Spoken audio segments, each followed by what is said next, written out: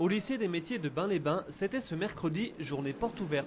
Sur ces images, un banc d'essai utilisé par les bacs pro maintenance de motocycles.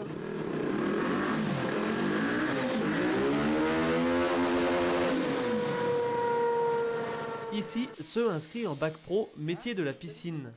Mais pour le grand public, comme pour les collégiens en visite, l'occasion aussi et surtout de découvrir le projet d'Éric Boeuf et de son équipe. La fabrication par ces jeunes d'un mémorial en hommage aux 51 Canadiens morts en 1950 dans le crash de leur avion dans le massif du Dévoluy en Isère.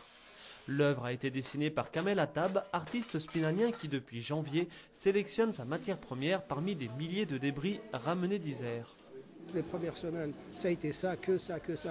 On savait pas, ils ne savaient pas où ils allaient. Puis au fur et à mesure, donc quand j'ai dit ça va être les bras, ça va être les jambes, ça va être le corps. Puis au fur et à mesure, donc après, ça a été, ah oui, la tête, ah oui, la jambe, attention à sa jambe. Donc ils ont humanisé, après les pièces ont été humanisées. Le challenge est donc d'importance, percer, découper, souder, rifter pour concevoir une œuvre chargée de souvenirs et de symboles. C'est sûr, sur le coup, ça fait un pincement au cœur et puis à force on se dit les familles seront contents parce qu'on fait quelque chose pour eux. Beaucoup de sensations, quoi, de bonnes sensations on va dire. D'émerveillement pour les gens du Canada, je pense, ceux qui seront là tout du moins présents. Après, je sais pas comment ils vont agir. Bien, j'espère. On va voir. La Madone, il y a encore tout le devant là qu'il faut refaire.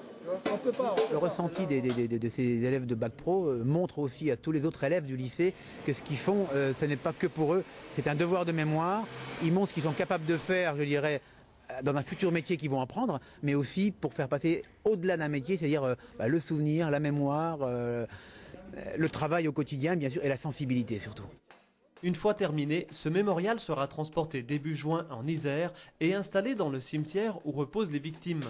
L'inauguration officielle est-elle prévue le 13 novembre en présence des autorités québécoises et françaises, 60 ans jour pour jour après ce tragique accident.